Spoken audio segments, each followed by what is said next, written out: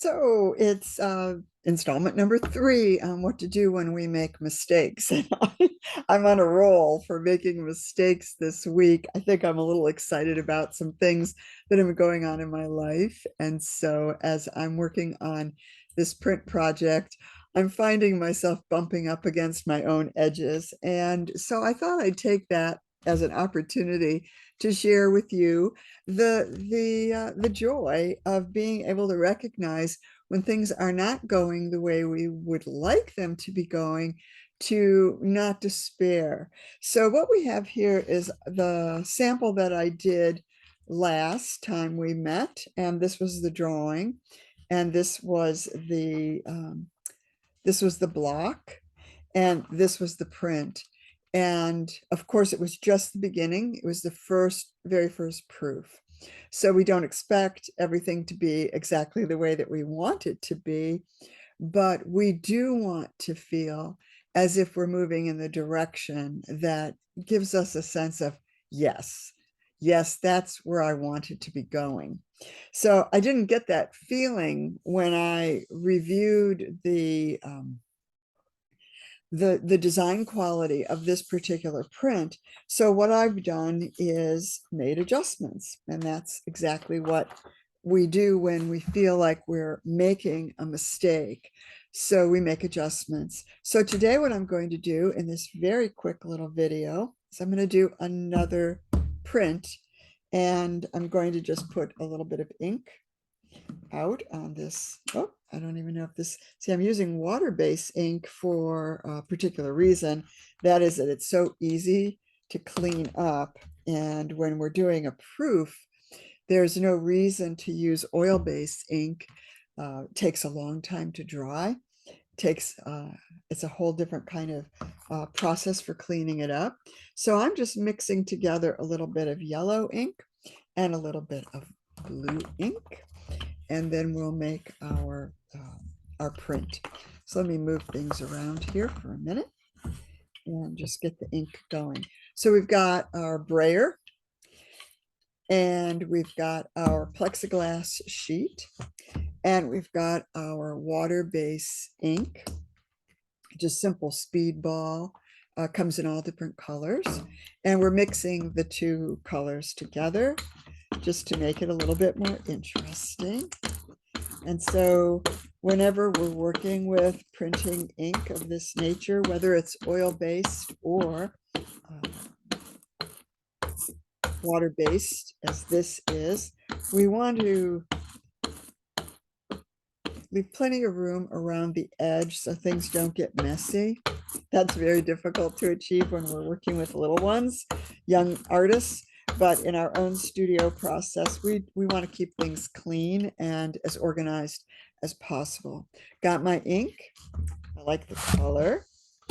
Going to place it onto my print block. Get things in alignment here.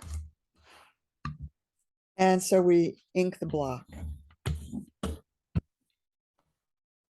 Things are going to be a little different this time because we've made adjustments, we've made changes. And so those are going to show on the new print. This is, as mentioned earlier, when we're doing a trial print, it's called a proof. So there's no attachment to it being exactly what we want it to be. This is where we get to make mistakes, we get to make adjustments. We're not trying to get it all perfect at this point in the process. So you can see I've covered my print block with ink, this really pretty color, a mixture of the yellow water base and the blue water-based ink. So now all I do is I set aside my brayer and I get my paper. And I center my paper over top of my block. It's a cotton paper. I want to make sure that the paper is making direct contact with the block. So I just start by pressing it down with my hands, but then I take a Baron, and now I begin to really work the ink into the fibers of the paper. And I do that with a uniform pressure overall. And I pay particular attention to my edges.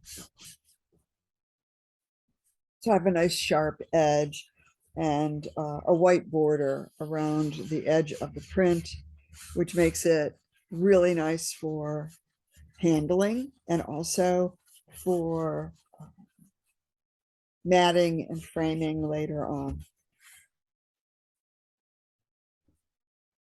This print will eventually be printed in an edition of 20 for this particular block, and it'll be in black oil-based ink.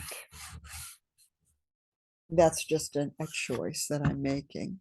So now we can roll back, drum roll, and we can see this print functions. And I'll move this out of the way and move this one back in so we can see the two different proofs. Let me move my camera. Oop. Guess I'm just a little bit. See if I can move the camera over so we can get a better view of these two together. So it's hard when you have dyslexia and you're trying to do things in reverse anyway. But what I have really loved now is that I redefined the face. The blue one was the first proof I did. I was definitely not happy with the way that the face came out on the first one. So I completely redesigned it and added in far more detail in the feathers of the egret, and did a lot of patterning in the background for a starry night. And it's coming along. So basically, I'm just noticing and seeing the ways in which I've moved the design along here in our third video of demonstrating what to do when we make a mistake. And as mentioned, it doesn't really matter where we feel we're making the mistake or missing the mark or falling short of what we thought we wanted.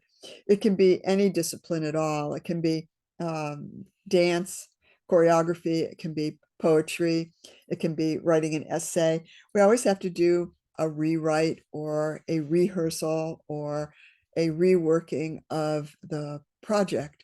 So in this instance, visual art, it's all right there in our face. I don't like that. I like that. This works.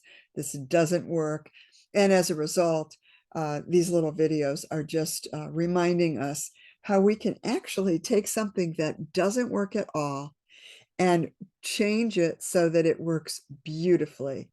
Now, when I print this in black, this is going to be, it's going to pop. It's just going to feel really excellent to see how it all comes together. So that's our little demo, number 3. Thanks for being here. I look forward to talking with you again soon. And I have to reach up. Let me see. I have to reach up here in order to end us there. I thank you so much for being here. Take good care.